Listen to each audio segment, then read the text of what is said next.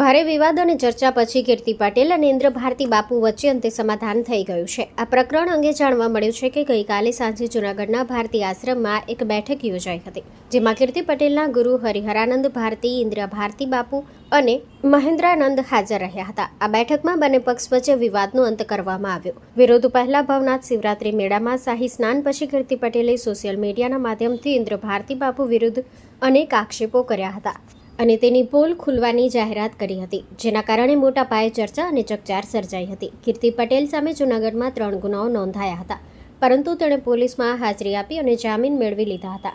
સમાધાન પછી કીર્તિ પટેલે ઇન્દ્ર ભારતી સહિતના સંતોને સન્માન આપી સાલ ઓઢાડી આશીર્વાદ આપ્યા અને હર્ષભેર શાંતિપૂર્ણ વાતાવરણ સર્જાયું. સ્ટોરી રિપોર્ટ બાય પ્રકાશ દવે, જૂનાગઢ.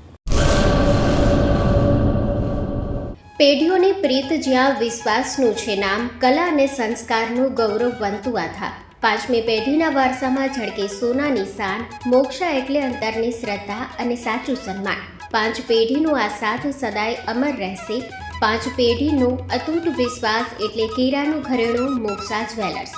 ગામ કેરાના હૃદય સમાન અને વર્ષોથી આપણી સંસ્કૃતિને દાગીનામાં કંડારનાર મોક્ષા જ્વેલર્સની મુલાકાતે આજે જ્યારે શૈલેષભાઈ શાંતિલાલ સોની આ પેઢીના 5મા વારસદાર તરીકે ગાદી સંભાળી રહ્યા છે, પણ વડવાઓના આશીર્વાદ અને ગ્રાહકોનો અપાર પ્રેમ પણ ઝળકે છે.